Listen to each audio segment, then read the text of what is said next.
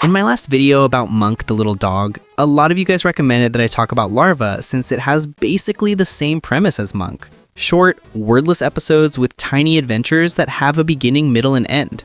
Larva is a high-quality 3D cartoon from South Korea created by Tubon Entertainment back in 2011.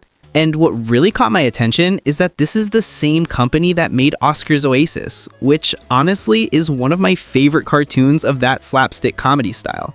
So if you guys want, I can make a video about Oscar later on, because that one's really fun too. The main idea of Larva revolves around two larvae, red and yellow. At first, they live inside a sewer, along with other insects who are constantly fighting each other, usually over food. There's brown, one of those dung beetles, pink, another larva like red and yellow, black, a super strong atlas beetle, violet, a ghost slug, rainbow, a snail. That's the main cast for season 1. One of the most recurring things in this show is that Red always ends up losing, no matter the situation. Every single episode, he'll go through some sort of chaos. It looks like things are finally going well for him, and right before the ending, everything falls apart. It's actually hard to count how many times Red actually wins at something. In this story, he's the cocky one, the guy who wants things done his way, who thinks he's in control. And Yellow is the total opposite. Easygoing, lucky, and always finding himself in good situations. There's one episode that really shows that difference. They're both caught in a strong windstorm and they end up stuck on two separate wooden planks. While Red is struggling just to stay alive, dodging all kinds of deadly objects flying toward him, Yellow, just a few inches away, keeps getting food blown into his face. He's basically having a picnic in the middle of the storm. It gets to the point where he's so full, he just falls asleep and then a blanket literally lands on top of him. Meanwhile, Red is suffering on the other side, barely surviving. That's exactly how this show works. Red always gets the short end of the stick. And something I find really unfair happens when Pink is introduced. She basically had two options. Red, the short guy who does everything to impress her, or Yellow, the tall, goofy one who burps and does gross jokes. Guess who she picks? Yeah, Yellow. He even burps right in her face and she laughs. Poor Red. That's just heartbreaking, man. But okay, things will get a little better for him later on. Throughout the series, Larva evolves a lot in both animation and setting, which lets it explore new kinds of comedy, the show's strongest point. As the seasons go on, you can clearly see how much the environment changes, and that directly affects the storytelling and episode pacing. If you don't really remember how the show worked, maybe you watched it as a kid, here's a quick rundown. The first season had 104 episodes, all taking place in the sewer. Each episode lasted about 2 to 3 minutes, focusing on survival and exploring small objects. At the end of that season, they fly away as butterflies and go into the second season, called House, released in 2013. That one had 52 episodes, now inside a house, with roughly the same length. This time, the focus was on interactions with household items and distant humans. Then came the third season in 2014, set in New York City. The episodes mix between the streets and an apartment. Same short length, but now dealing with urban environments, dogs, and more complex insects. In 2018, Larva moved to Netflix, and that's where a huge transformation happened. And honestly, I loved it.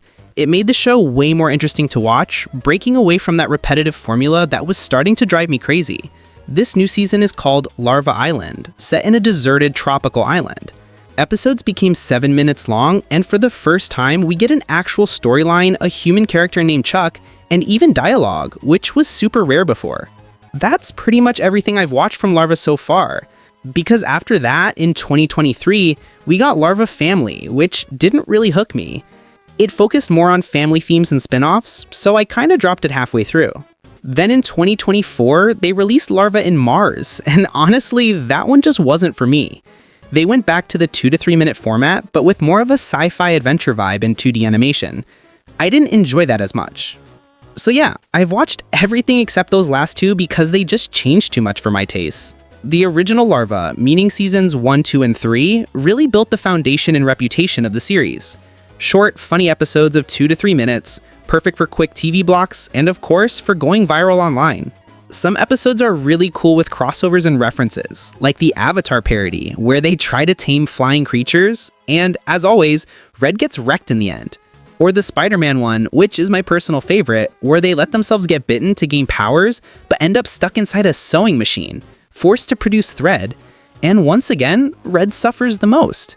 While researching more about this universe, I found out that Larva even joined the Ice Bucket Challenge trend, doing it on top of the Empire State Building, which for some reason instantly reminded me of Donald Trump doing the same thing on a rooftop back then.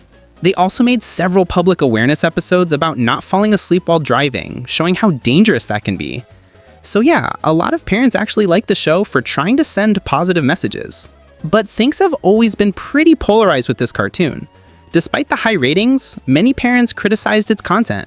And not just because of simple toilet humor, words like butt or poop, which are common in other kids' shows like Captain Underpants, but because of how far Larva pushed physical comedy and gross-out gags.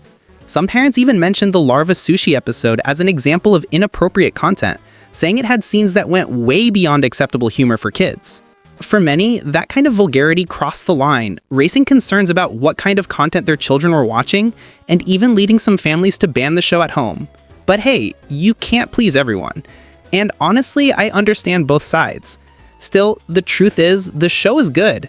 With IMDb scores ranging from 7.0 to 7.6, over 330 episodes, 6 seasons, and a deal with Netflix, it's clear that Larva was a massive success and managed to entertain audiences around the world. A lot of people grew up with this cartoon, and it's amazing to see how much it evolved over time. I was just a bit disappointed with the last 2 versions, but that's fine. Not everything has to be perfect. I get why they changed the style, and who knows, maybe in the future they'll bring something new that I'll enjoy again. So what do you guys think about Larva? Let me know down in the comments. Your opinion really helps me out. Thanks so much for watching till the end, and I'll see you in the next one.